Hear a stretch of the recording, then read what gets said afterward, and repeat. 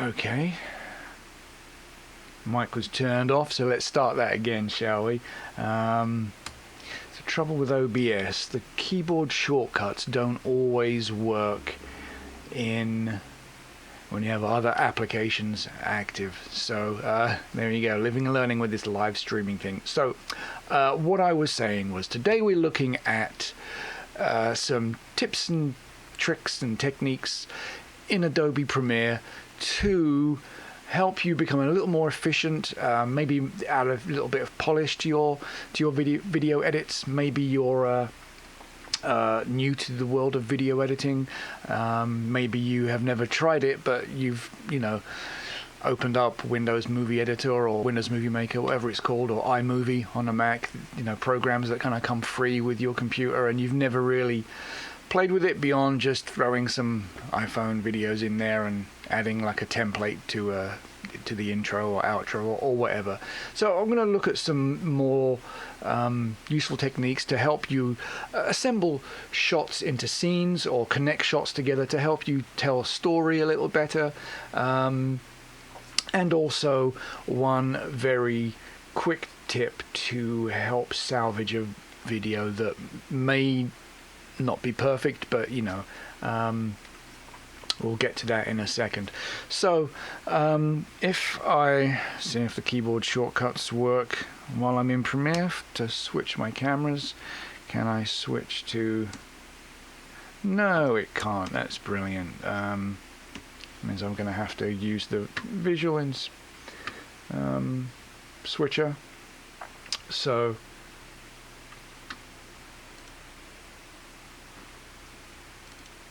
there we go. That's a little bit cumbersome, but I have to find a way to disable the shortcuts in Premiere, because that makes switching scenes a little more clumsy. But as we say, we're living and learning and exploring these digital worlds of creativity together. So first of all, here we are in Premiere. Yes, you can see the screen. We're going to look at using some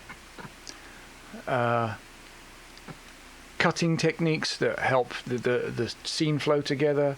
We're going to use some alternatives to cross dissolve to blend scenes together, and we're going to do some other montagey type effects to help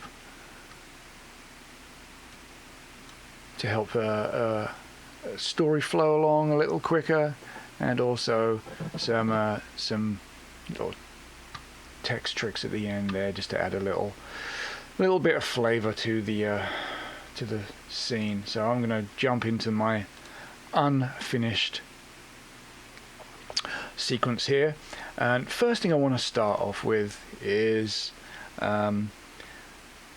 okay, so if you're familiar with Premiere, a lot of this is going to be old news. Maybe you're new in Premiere and some of the shortcuts you won't know. So hopefully most people can learn something from this. If you're an expert in Premiere and you've been doing video editing for a while, none of this is going to be groundbreaking, but stick along. You might find something, you might not, you might just have some fun with me. Alright, so first of all, hitting the plus key on your keyboard helps. We'll zoom in on the timeline. Excuse me, there. Lost in a train of thought. So plus and minus will zoom in and out of the timeline, and that's a really good shortcut to help you move along. Another good shortcut for navigating the timeline is holding down Shift and using the scroll wheel. Can you see on my mouse here? On the overhead, using the scroll wheel, you scroll back and forth while holding down Shift on the keyboard. Without Shift, you will just scroll up and down through your tracks. When you've got multiple tracks, you can scroll up and down here. I've only got one track, so it's not really going to work. So I've put a couple of markers in already, and oops, that didn't. Let me get back to those markers and make sure. Another good shortcut to toggle on and off snapping is the N key. No, it's not. The S key. N key is in DaVinci Resolve. So switching between programs, it's remembering which you wish there was, and this happens a lot between Illustrator, Adobe Illustrator and Adobe Photoshop. They have different ways for accepting text changes. In Illustrator, you press Escape to accept that text change. In Photoshop, you press Enter to accept the text change. And if you press Escape in Photoshop, it cancels out of that. So I often find myself going back and forth between Illustrator and Photoshop, and having just been in Illustrator, I go into Photoshop and hit Escape out of habit and undo all the text formatting I may have just done. So sometimes you just wish that there would be a standard, industry standard for keyboard shortcuts to make it easy to toggle and switch between various apps. Anyway, so S to make sure you have snapping turned on, and you can see up here there's I'm at the place of the marker, and I already identified it, didn't want to waste time. So if I just play back this area, you can hear that during this sequence of music there's a little glitch there. I think there was a patch changed on the synth by mistake when they were shooting this, or there was a little glitch we wanted to clean up. So it should be a smooth sweep of that synth playback there. So I'm gonna put the keyhead there and hit Command K to cut the clip into 2 clips at the playback head. So why did I choose to cut it here? Well, if you look at the waveform down here, it's at a point, the low point in the sweep. It's a filter sweep, which is like an automatic EQ. So it sweeps through the frequencies, and at this point you can hear it it's sweeping down through the frequencies to where it's less audible. So any cuts can be made, and a quick transition can be made more invisibly at that point. So find the comparative place on the, and again let's hit plus to get a little closer in. There's the, yeah, that's the note right there. Right, so I'm gonna Command K again, and what we're gonna do, this is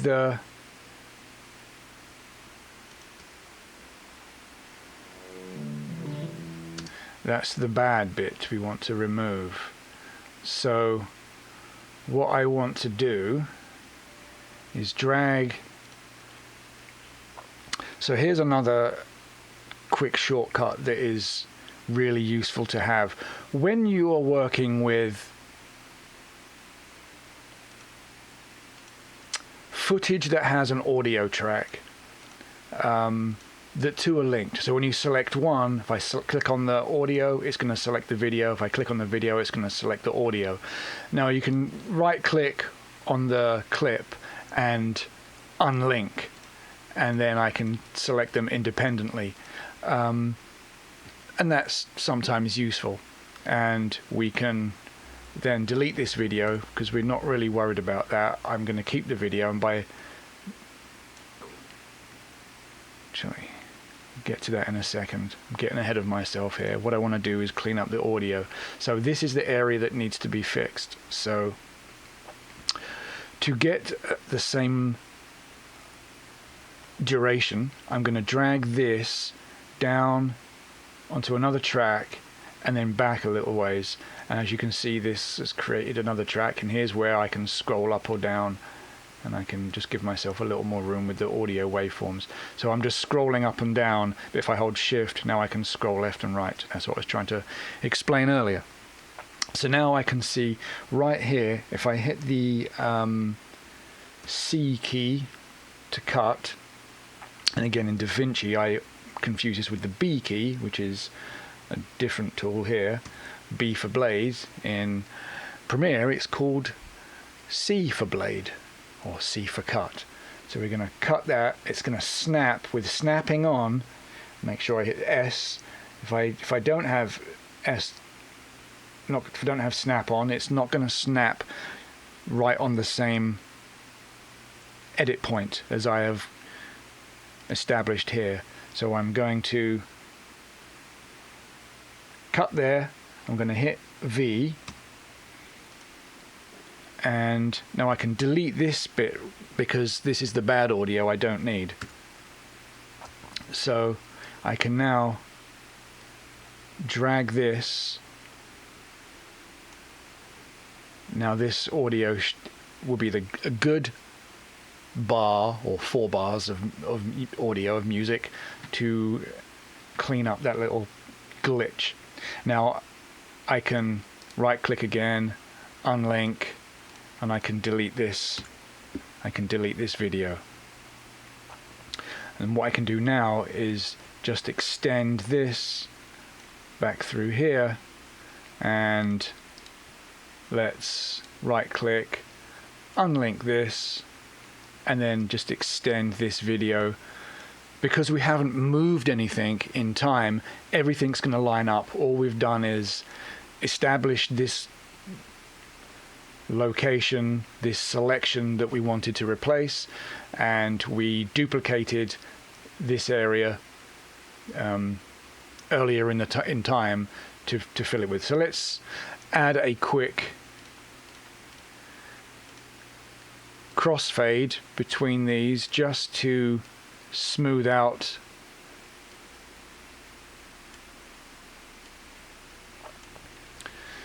and let's take a listen to what that sounds like now.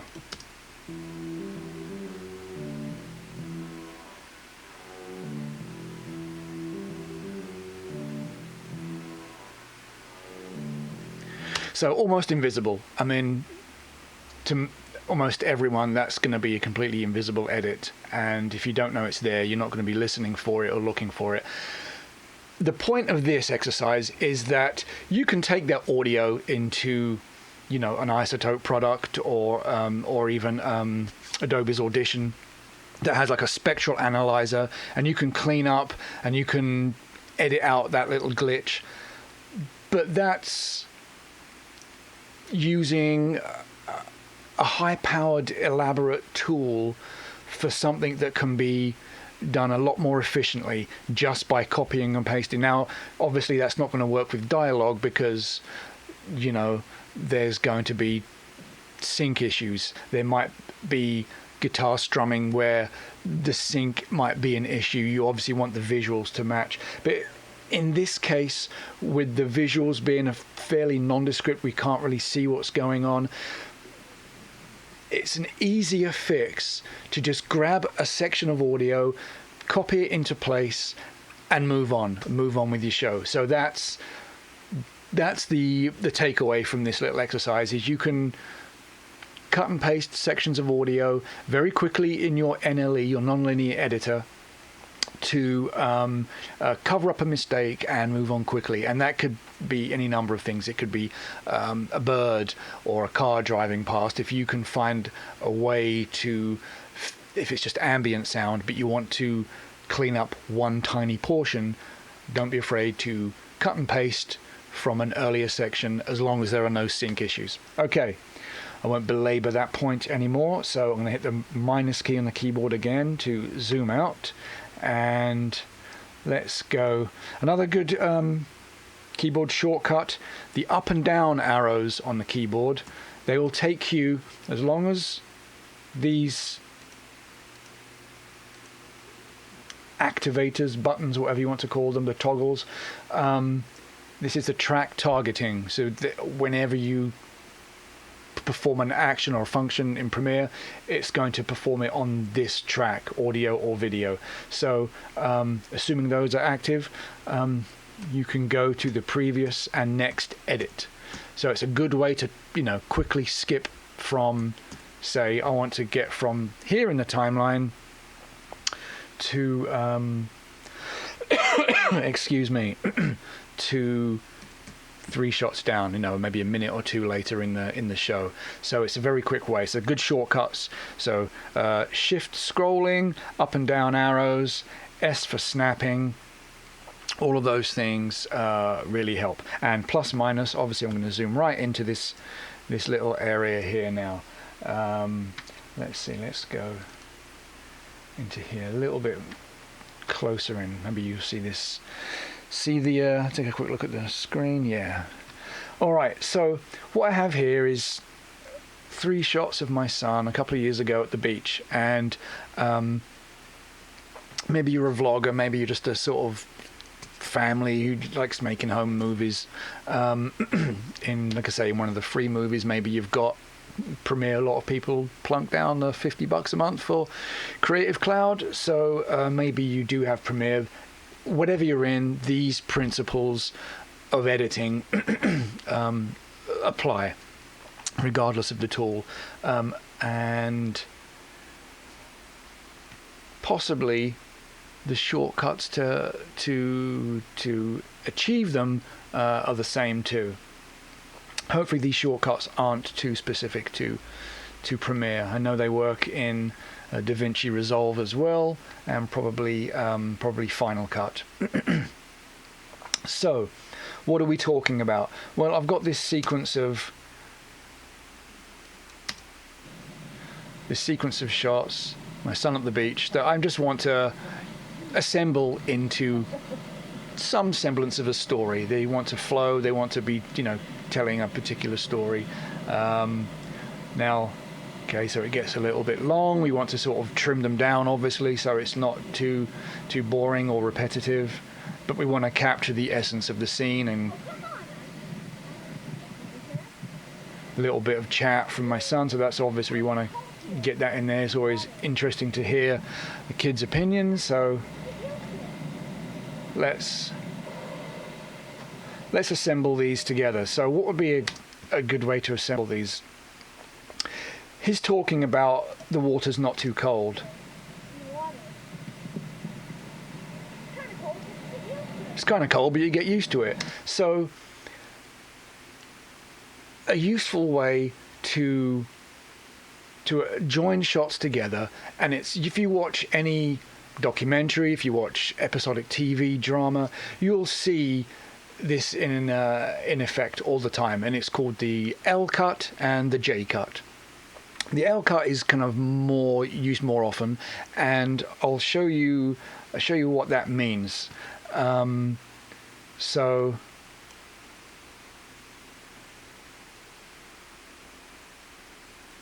I want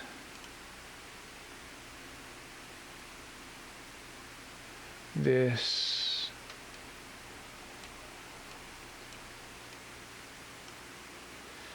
Let's see.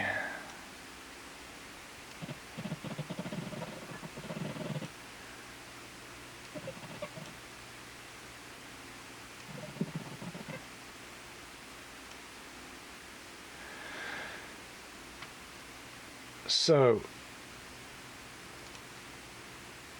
remember I just talked about unlinking. We can do that, but what happens then if this now becomes out of sync with this now is going to be hard to edit, especially if you've got a larger, video you're working on with lots of cuts, and you come back to it maybe a day later and this has got nudged out of position. It's now out of sync, particularly as he's talking. You can see that his mouth is moving but the lips are out of sync. Obviously that's a problem, so we want to keep these linked. But if we want to perform what is called an L cut or a J cut, I've seen a lot of artists mess around with the lock. You can lock this. Now I can do that. Now I can unlock that. Now I can move these. Now you can see they're out of sync. That's not really useful. These are synced, so a really good shortcut in a number of apps here is to hold down the Option key, and then if you hover the cursor over the or close to the cut, you can see that the cursor changes to the Edit tool. And if I hold down Option, I can now edit the video independently of the audio, which means these two are still linked. If I select them, they select together. If I drag them, they drag together. So they're still completely perfectly in sync. However, the video has been edited independently of the audio. So now what I can do, I can just drag this over, and let's drag it a little bit further in because that's quite a lengthy shot. I'm going to drag it into where his... I'm going to zoom in a little bit closer.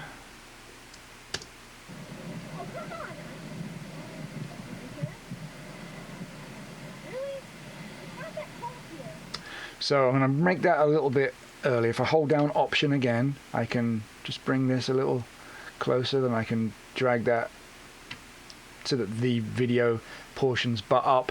So when you drag clips in a timeline, they are snapping to the extents of the next clip. Now I can drag over it, and it will just basically erase it. It's not going to be a cross dissolve. It's not going to be. There's no footage under it. I'm basically eating into that. It's once it's there, it's gone.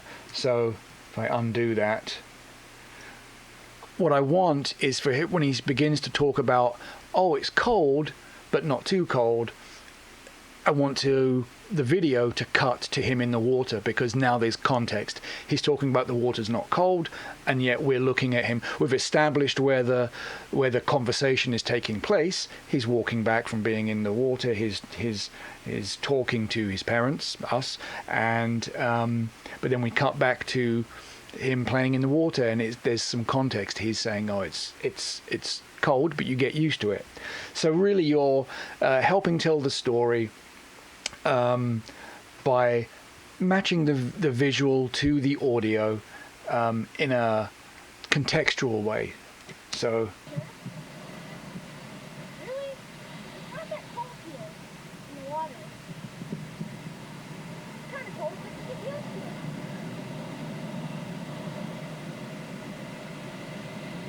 and so that shot goes on for a while, so it's a little lengthy.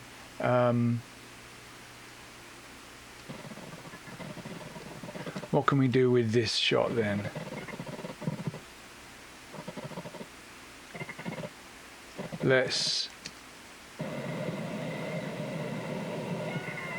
We've got this scream right here.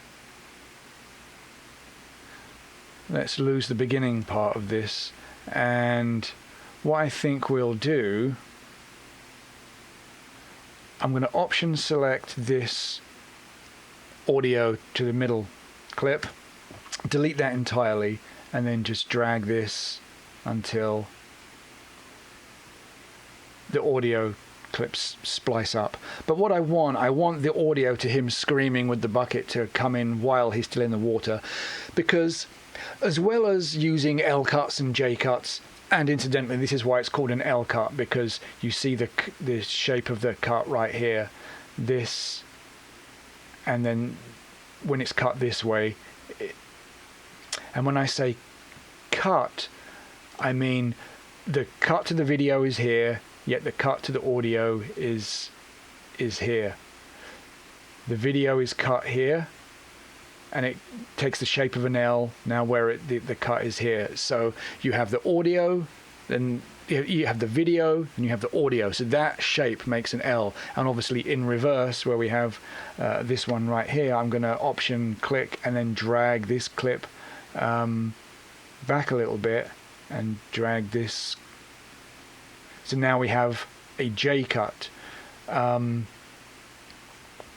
It's the J cut that's more often used. You'll see it a lot where, say, a scene may end or a shot may end, and the audio from the following scene or the following shot will start before it cuts. It's leading the viewer into the scene in a less jarring manner. You're setting up an anticipation almost, because you can hear the video, you can hear the shot before the video actually plays. You can hear the audio of it, and it's like a gentler transition.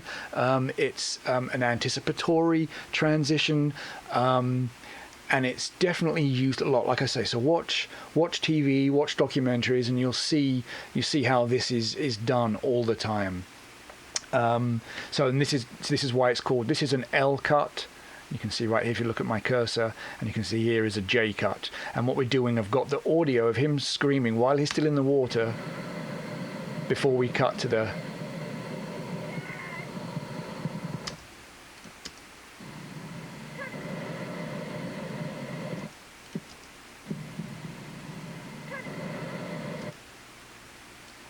Did I lose him?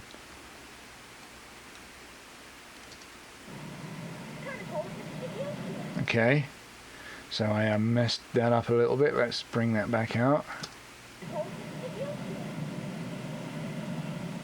Okay, so you can probably get used to it right there. That's fine. Now where's the first scream? Right there. So right there is our first scream. That's where I want this audio to begin.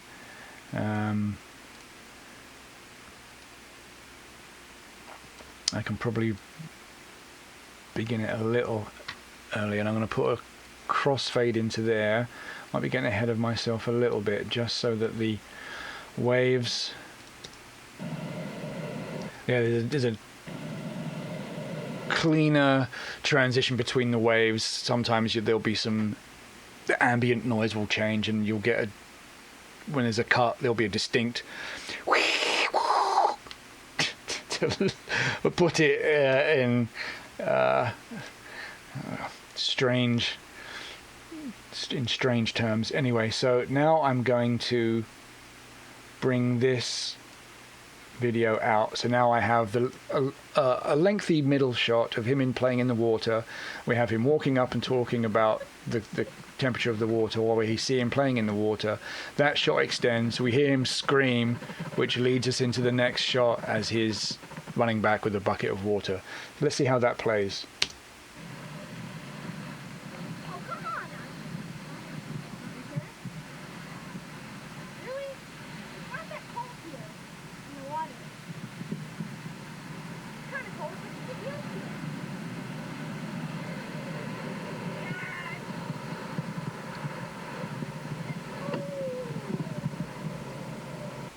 So maybe not the best footage, for example, obviously when you've got narrative or maybe scripted dialogue, and that can be more obvious transitions for, L and J cuts.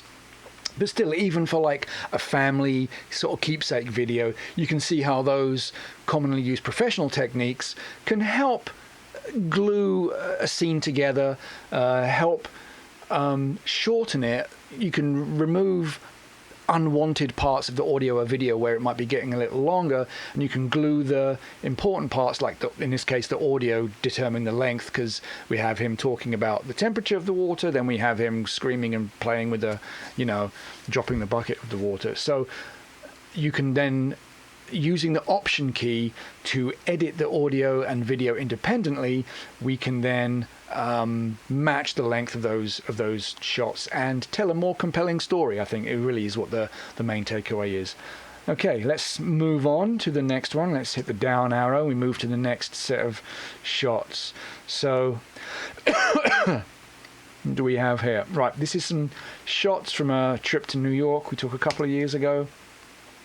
Again, I'm using my own footage. None of this is like client work or professionally shot footage. This is like home movie stuff. And, I imagine there's a lot of people out there that have video they've shot on their phones or whatever that would like to assemble it into into like a keepsake video, and hopefully, you know, if that's you, then you can use these techniques to you know, to make your videos better. So we have this slow pull out. This is like a montage scene, like an establishing shot of Central Park, then another closer panning, and then maybe that's actually from the Met anyway. So we want to assemble these shots into like a little montage of a certain area of New York, like sort of Midtown, where the Met and where the Central Park, that part of Central Park is. So one way of doing this is with don't need effects open. Let's look at my transitions, my dissolve. Straight cuts is fine, but they can be jarring sometimes, especially when you're going from one to another. It could be a bit of a jump contextually, conceptually, because we're going from, you know, one area of the park to a different area of the park to outside of the park. So what I want to do is use a cross dissolve. That's sort of used fairly often, and what I like to do is make a nice long soft dissolve, and that creates a softer montage spanning a passage of time, because we're not doing hard cuts like here's this and here's this. Hard cuts tend to, and again it's a general rule, but it doesn't have to always mean that, you know, that hard cuts are like a linear sequence temporally of events, whereas a dissolve suggests a passage of time, you know. So you generally have like a dissolve or a dip to black in between scenes, whereas the scenes might have like hard cuts in between them when the shots in the scene relate to each other. In a montage scene like this, where we're just given a general overall flavor of an area, like we are with like Central Park here, a cross dissolve is now. That's all well and good. That looks fine.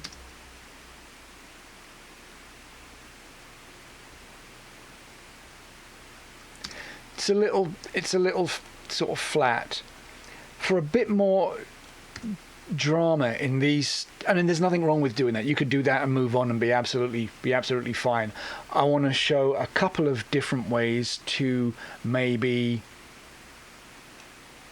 improve or just do something a little bit different if you're trying to add a bit of drama or trying to add a bit of flair, a little bit of polish, whatever.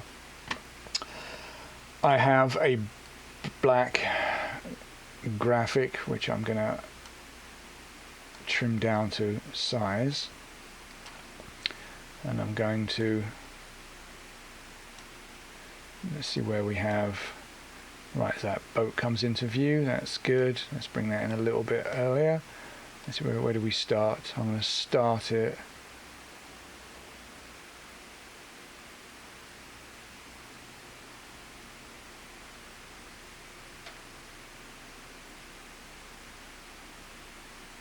Might start it a little earlier. Let's put that into here. Let's see what we've got here.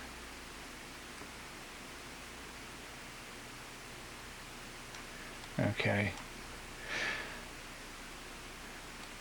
Is that there? If you look at clips in any non-linear editor, you should have some kind of visual indication if you're at the start of the clip or not.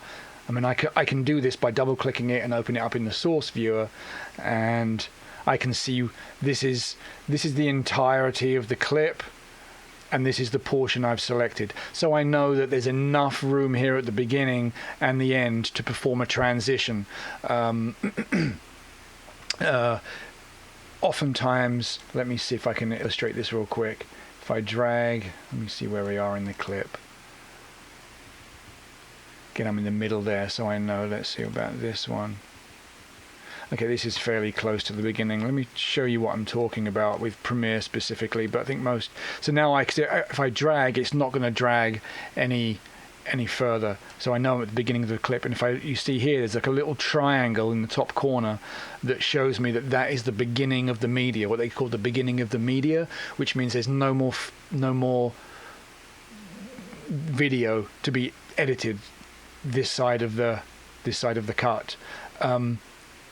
Sometimes it doesn't matter. Oftentimes, at the beginning of a shot, the cameraman's steadying himself. I mean, I know specifically when I'm shooting, I always get myself steadied, and then I can perform the camera move, whatever. It gives me room at the time to get sort of steadied. That means I know I always got to trim a certain amount from the beginning of the shot. And what it means for the editor is that you have enough footage, enough frames at the beginning or at the end of the clip to perform a transition. And I'll show you what that means right now. So another quick shortcut for you. Performing what is known as a ripple delete, which means, say I wanted to move these clips down to here, I could manually drag them, and there's nothing wrong with that. When it's just these two clips, there's absolutely nothing wrong with that. But if you've got a lot of clips down the timeline, you've got to go and manually drag each of them. Selecting the area in between the clips and hitting delete performs a ripple delete, which means it removes that space and everything cascades down in time to that point. So that's really, really useful. So I can do that again here, even though that's not what I want to do. So I will undo that. And again, so if every shot down the timeline would follow that. So that makes, now I can do that with a clip rather than just, that technique works with just empty space. If you click on the track.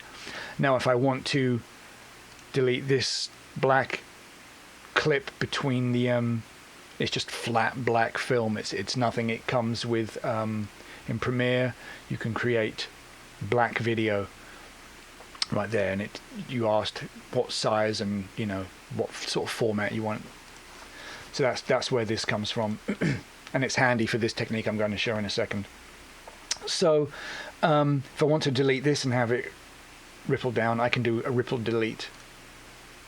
But I find it's quicker to just go click delete. It's far quicker and more efficient to do that than have to right click and scroll all up to here. And when you're scrolling, it's quite a long menu, I find.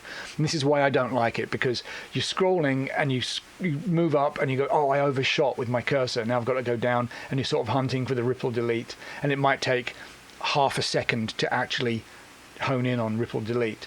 So it's far easier. I know exactly where the delete key, I don't even have to look at my keyboard, because I can feel it's the top right key.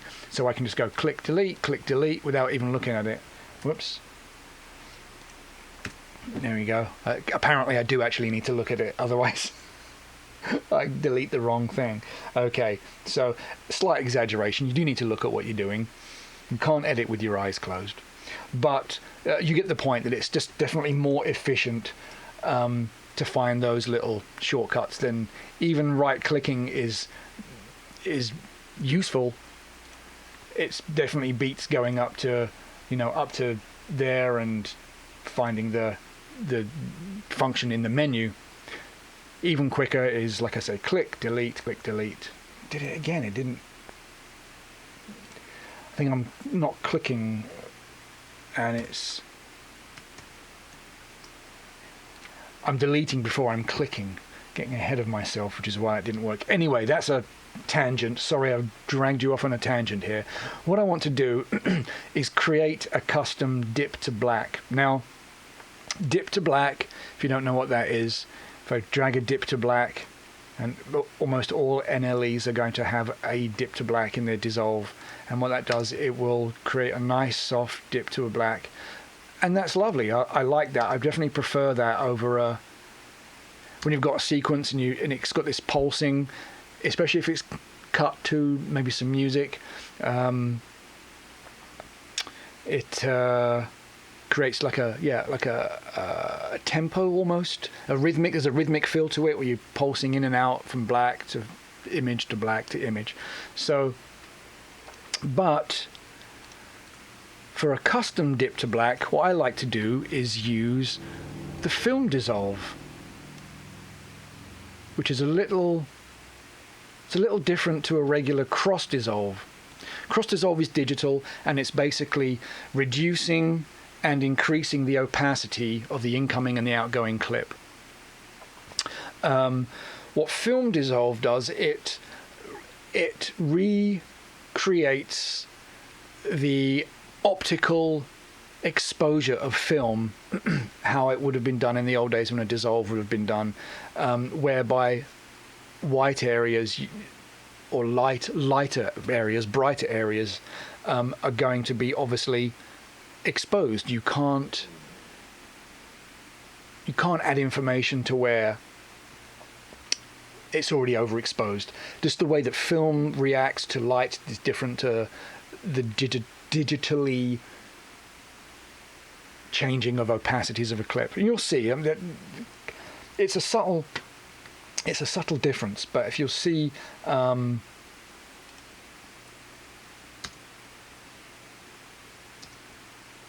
first of all, I need to make sure that is scaled to the frame size.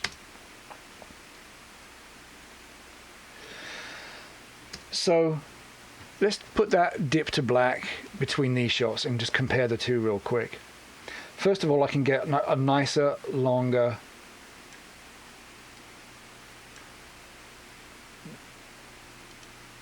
dissolve with this, with more dead area, more black area in between.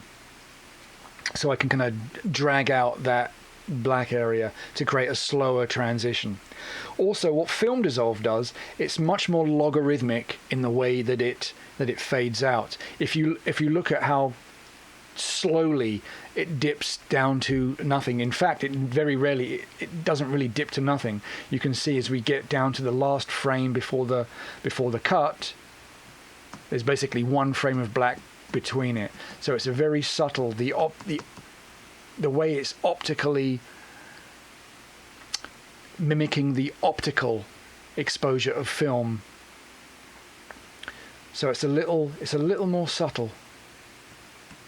So you get a bit more of a snap. Ultimately what I'm getting at is you get a bit more of a snap. It will slowly fade out and snaps to the next one.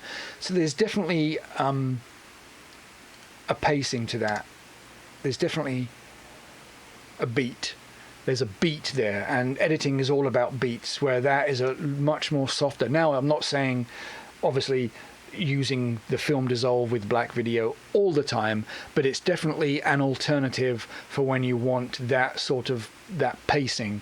It's about beats and pacing when we're talking about editing, and it's just little things like this that can change the energy of the scene. So, as you can see with dip to black, it's a bit more of a subtle, and a lot of times that's going to be what you want. Every once in a while though, you might want something with a bit more punch, a bit more snap. So that's that, using film dissolve and black video in lieu of a dip to black. I will say that it's a bit more labor intensive, just dragging the dip to black transition over two clips is very efficient. And while we're talking about efficiencies, if I drag it out a little longer, it's a bit of a slower, that's still got quite a nice feel. And overall the dip to black I really like over a cross dissolve. However, moving on to the next, let me see where we are. I think I'm going to save that one to the end.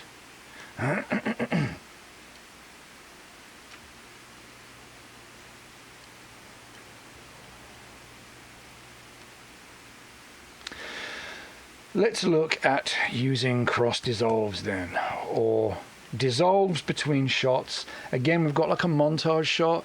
We've got a shot that establishes like a mise en scène for Times Square.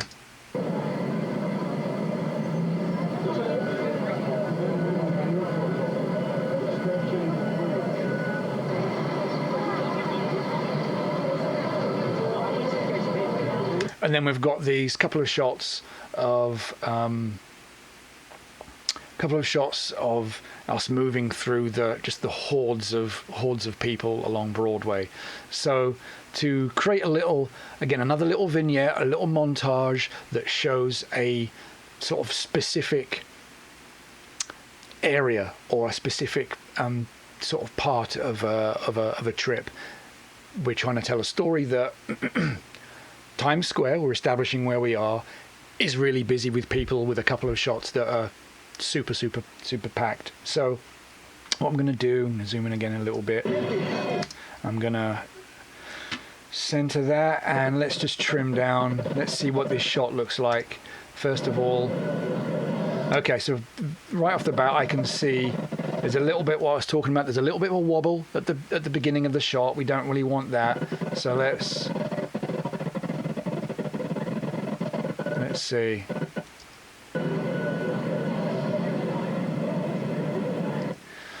And I like another technique, again, is used all the time. It's one of the first things they teach you in film school, and that's like cut on action. So there's a point here. I mean, there's some.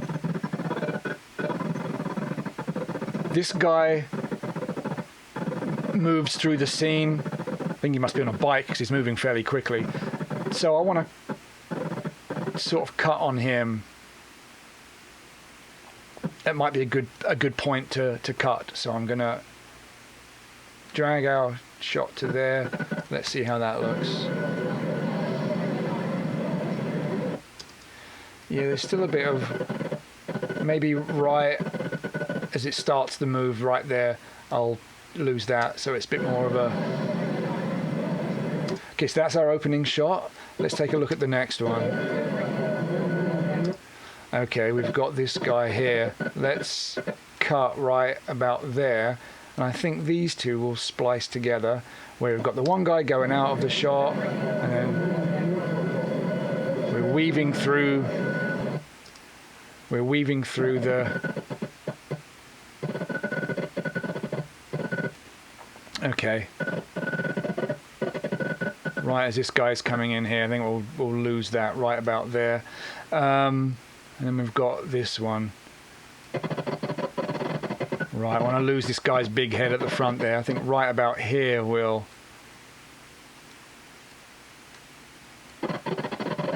And then we've just got this mass of people. Okay. So, again, nothing's wrong with just using cuts to move through them, although that does suggest a more linear passage of time, and that's obviously perfectly okay. Whereas you might want to use dissolves to again suggest a longer spread of time. This is like the whole day or several hours maybe. Again, dissolves help soften that up. Cuts are fine, but sometimes dissolves make more sense. So I'm going to use the film dissolve. We can use the cross dissolve, and I'll use both here, and I'll show you what I mean about the difference between the two of them and the way that cross dissolve is just fading the opacities and film dissolve is mimicking the optics a bit more, optics of film. So you can see, specifically look up in the top right corner. You can see there's some detail in the sky where we fade in the next shot, and there's some detail in the sky. What sky is a very, very bright grey, almost white. Film would be obviously fully exposed. There'd be no way to expose that film anymore because it's already, so whatever you burned into there, there would be no detail, whereas this shot coming in has information, and it's blending over that bright white, which again, like I say, would not happen optically with film being exposed. So it's quite soft. It's a bit flat. For a busy, there's lots of noise, there's lots of different elements on the screen. The buildings, the billboards, the sky, the windows, the people. There's lots and lots of little bits of detail on the screen. So it gets to be a bit mushy. Whereas film dissolve, if we look at the bright areas here, you'll notice that there is no transition in the bright areas, because obviously from a filmic standpoint, that film is already 100% exposed. When you're exposing more film into it, you know, it's like creating a double exposure on your, if you've ever used a film camera, or played with around with double exposure techniques in Photoshop. Essentially, this is what is happening. So you can see that it's a bit more harsh. There's a bit more contrast in the shots. Really is what it is. It's a bit more contrasty, and in the bright areas there is very little transition. All the transition happens in the darker and mid-tone areas. So you can see. So if we just play this through.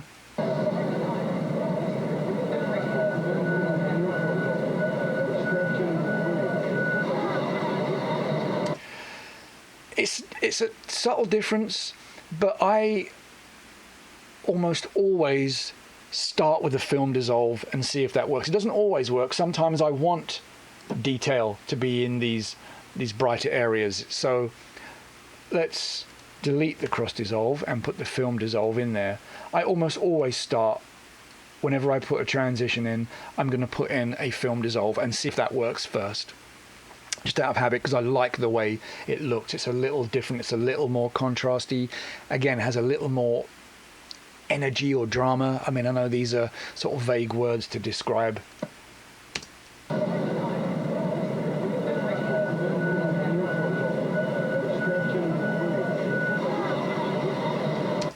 So what else can we do to this shot? Well, okay, so I have this. This is another vignette of, I think it was there's a Harry Potter show showing on Broadway, and this is like one of the decorations on top of the theatre or building next to the theatre. So that's kind of a cool shot with the zooming out of that bird nest thing. What I would like to do, right, let me show you that again. So if I hold down the Command key, probably Control on a PC, and you can see the icon change. If I hold down that Command key, look at the icon. It's got that little blue arrow. That is the insert shortcut. Now, what I can do, I can click on this clip, drag it down here, drag this clip over, then do that. That's 3 clicks to get ultimately what I want. Let's go back to where we were. If I hold down the Command key and I drag this and I butt the front edge up with the back edge of the previous clip, and again I've got snap on, so that works really easily. I release, and this clip shuttles down the timeline. This has been inserted into the timeline, and everything else cascades down, allowing that to sort of fill up that space, and everything else, you know, pushes down. If I didn't do that, let's backtrack. If this is here, if I just clicked over this, what I'm going to do is an overwrite edit.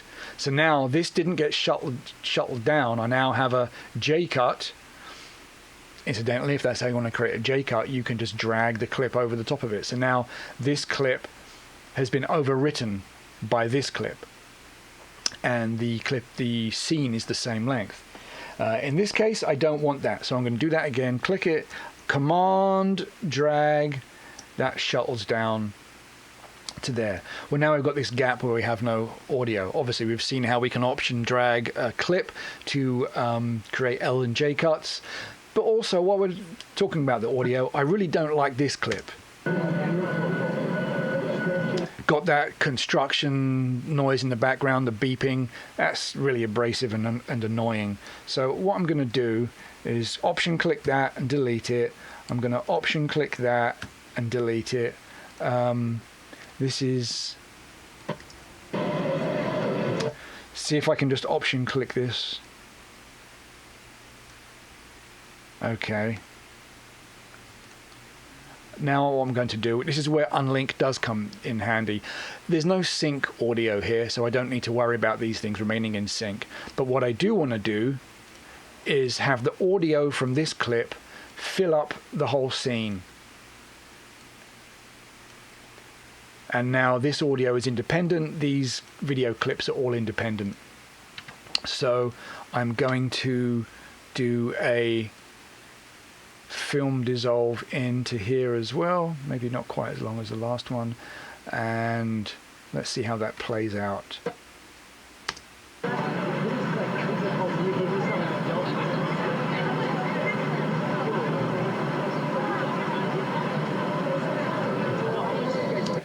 Let's try a film dissolve it out.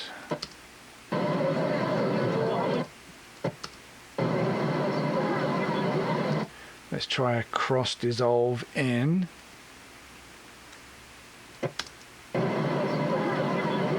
Yeah, I think in this case, like I was saying, it's horses for courses. It's using the right tool for the right job, much like finding the right blur we did the other day in Photoshop. In this case, the cross dissolve seems to work a little better because we get a better look at this element, which is like the sort of fundamental element. We want to look at this, the decoration on top. With the film dissolve, it was getting lost a bit more. So the cross dissolve in this case works a little better. In this case, I think I'm going to zoom in a bit more and make that a bit of a quicker dissolve as well, and maybe on the way out too, as it's a shorter shot. I don't want to waste too much time in transition. Film dissolve has some snap and energy on the way out, and now we also have consistent audio all the way through, and we got rid of that annoying beep. So there's another quick using the audio from one clip over a montage, and using film dissolve and cross dissolve where you want to create a montage through time, I suppose, through a scene. So what do we have next? Okay, so again, let's look at this crowd scene. It's the same shot in its entirety, but say you wanted to maybe make a little title or a chapter head for this. This is editing. This gets into graphics a little, but it's still about helping tell the story. So I'm going to Command K because we only have one clip. It's easier than selecting a new tool. I'm just going to Command K there. We've got just this clip. Okay, so I'm going to create some text. And I'm going to click in the actual... I'll take a moment, and I'm going to put caps lock on, and I'm going to call it human landfill, because that is what I think Times Square is. It's like a human landfill.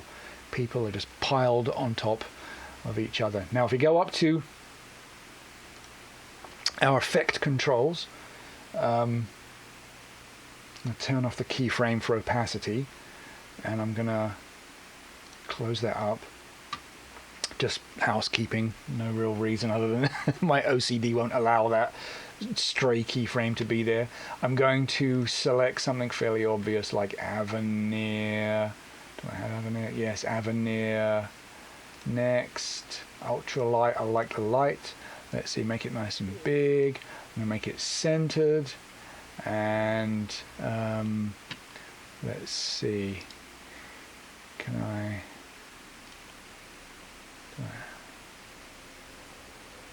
Let's reset the position. There we go. And then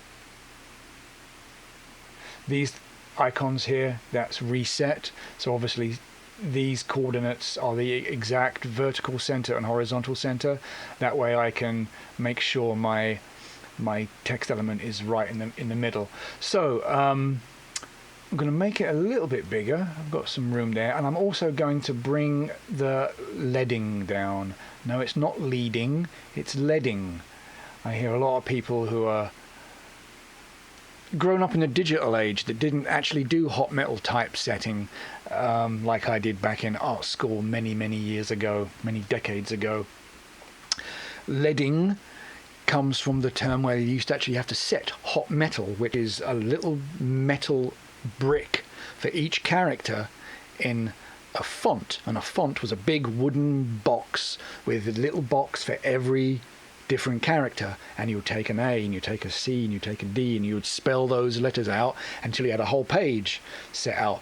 And you would have little strips of lead that were like, you know, percentages of the character height, and you would put 1, 2, 3, 10 blades of lead between the lines to put your leading in. So it's leading from lead, the metal, not leading like you're leading the type. I've heard many people incorrectly call it leading and come up with some hypothesis why it's called leading. It's not. It's leading from lead in between the metal rows of the rows of metal letters. Anyway, another tangent. Let's back to the job at hand. I'm going to click and drag this till it snaps, and then extend the clip till it snaps with that. Now, obviously, we've got lots of bright areas in the footage, and we've got white typography over white footage. Does not read, does it? It doesn't work. So obviously we need to make this a little darker. Now, what I like to do is the color correction lumetri, and I could simply do opacity. Make sure with the right clip. Delete that stupid stray keyframe. I don't know why it defaults to having that key. It's the only property. None of the other properties have an initial keyframe, but opacity does. And if your timeline is here and you then change this, you're adding a keyframe, and you can't figure out why your opacity is changing. Anyway, another tangent aside from that. So delete that keyframe or turn off the stopwatch so that you can just change the opacity of a clip without actually creating animation unexpectedly. So I could reduce that, and it just gets a little gray because you're just showing the black behind it, and it's fine. It's fine. In most cases you could probably get away with it, but we're here to learn creative and interesting ways to make our videos look better. So let's put away the opacity, twirl down the basic correction. For the first thing, we're going to dial down the exposure a little. You might say, oh, it's just doing the same thing. Well, it is, but it's doing it from a different, algorithmically different perspective, where the blacks and the whites get reduced or increased. Now I can reduce the contrast a bit as well, because we don't want there to be big areas of contrast. Contrast makes things hard to read. Low contrast makes things easy to read. So I'm going to reduce the contrast by a little bit, and I'm going to reduce the exposure. But then what I'm also going to do is, where was the RGB stuff? Temperature? No, it was in channel mixer. Okay, let me consult my finished one real quick, because I've forgotten how I did this.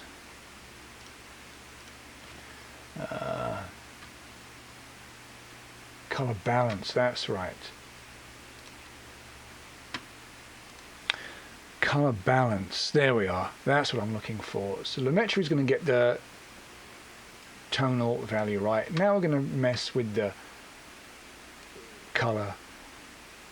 I want it to be a little bluer in the shadows, and I'm going to I'm going to reduce the shadow red and increase the shadow blue. That's going to make the dark areas more blue, and already you can see it's got a bit more of a dramatic feel about it.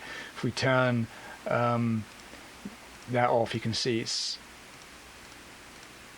we turn these off, from that to that, it's already got a bit more drama with the blue. It's moody, it's trying to tell us something, right? That's what we're trying to do, is we're telling the viewer something with we're sending them a message with our creative decisions, right? That's really what this comes down to.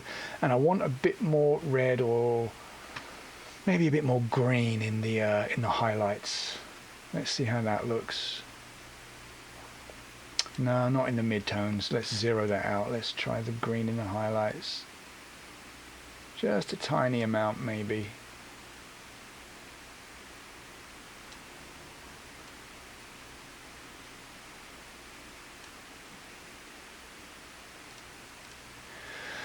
Okay, so that's good.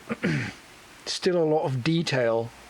There's a lot of contrast, a lot of little, all the different heads and all the little shapes and colors. What we want to do is just blur, Gaussian blur. Let's add just maybe a couple of degrees of blur, maybe 3, maybe 6. Repeat the edge pixels, maybe 10. Not a lot, but just enough to soften the, we want to see the shot continue as we play this shot out. We want to see that it's the continuing shot. And let's take a look at that. We've got our Sea of Humanity. Boom. Human landfill. Let's play with this a second. I'm going to position this up slightly so it's more centered. We changed the leading, so that changed the overall size of that clip, so that's more centered now. What I think we'll do, we will do a cross dissolve in to both of these clips.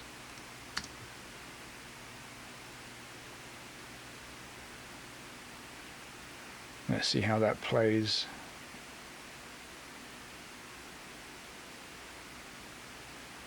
Cut out, maybe we can just cut out, that's fine. Let's, just for fun, add a little mood music, C for the cut tool, V to get back to the arrow, we'll click that, delete it, and then just snap that to the end. Now we've got our in a time when people were too many. It's got mood, it's got drama.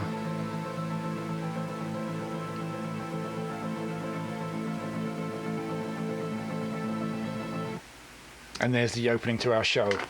So with a few little tricks and techniques, we can add a lot of value to just a simple clip. And holiday footage, you can be assembling a like I say, a family memento. You could be putting videos on YouTube, obviously video, and people are creating video. Let's just, use some of these tools and some of these techniques to just try and be more creative and add a little bit of flair. And let's see how long we've been going. We've been going a while, but there's one more clip I want to play with real quick. And again, this is more of an effect than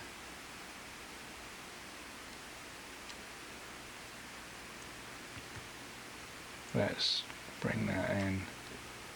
So I've got this statue from the Met in New York, and I want to add a bit of a, again, could be a show open, could just be part of a larger montage.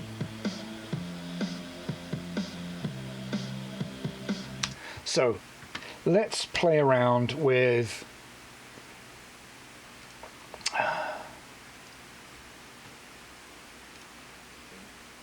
I hit the C key to cut, and I'm going to try and cut this into 3 equal parts. I'm just going to eyeball it right here. So I'm going to cut there, going to cut there, hit the V key to get this select and make sure that that's snapped to the end. So if I double click this and it opens up in the source viewer, right now it's just zoomed in between the in point and the out point. If I hit the minus key in the source viewer, you can see I'm selecting this area, and you can see I'm using the trim, almost like the trim tool right there, to see what portion of that clip I actually have selected on my timeline. So I'm going to do that with each of these, and I'm just going to overlap these clips a little.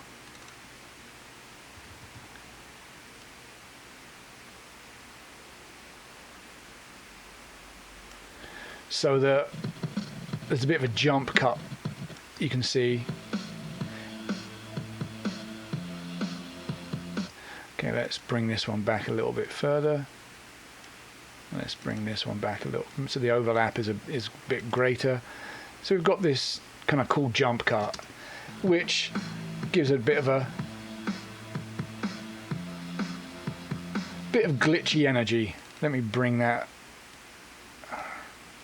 So if the timeline, they call it the TLI, the timeline indicator, that's what this blue line is, this blue line on the timeline is. But if you see the three little hash marks on the in and out point selector, you can actually then drag, and this is kind of like doing like a slide edit, a slip or a slide.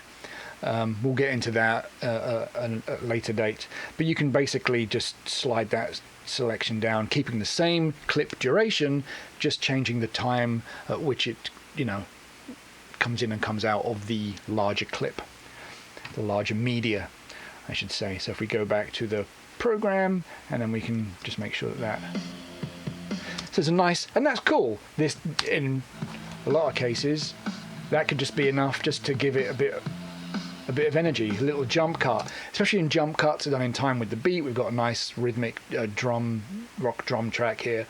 You could make those jump cuts happen maybe at certain intervals on the beat or on the bar, whatever.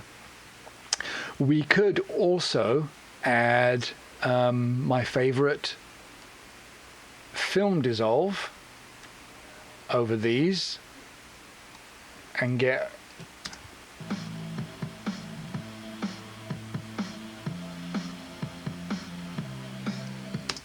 another little technique for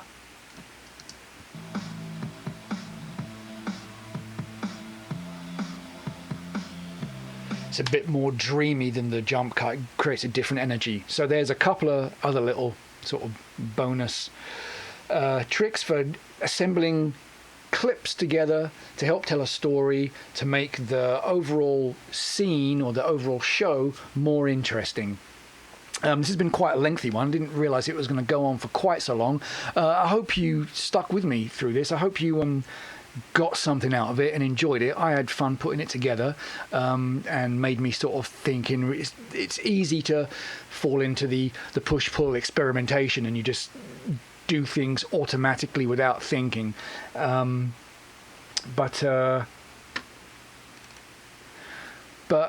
it's good to actually think about the wheres and why-fors and why I'm specifically in this case is making these decisions. So this is a fun project for me. It's been fun to share these with you. Hope you found something useful, whether it's a keyboard shortcut or an editing tip or technique. It's been fun. Hopefully I'll see you again tomorrow. Try and be somewhat regular with this. I know everyone's getting back to work and back to normal, but there's still an area to explore with our creativity, whether we're in lockdown or not, whether we're back to work or not. I'm going to try and keep going with these, and hopefully you will join me for the ride, and we'll look at something different tomorrow. All right, take care. Until next time, be creative, have fun. Bye-bye.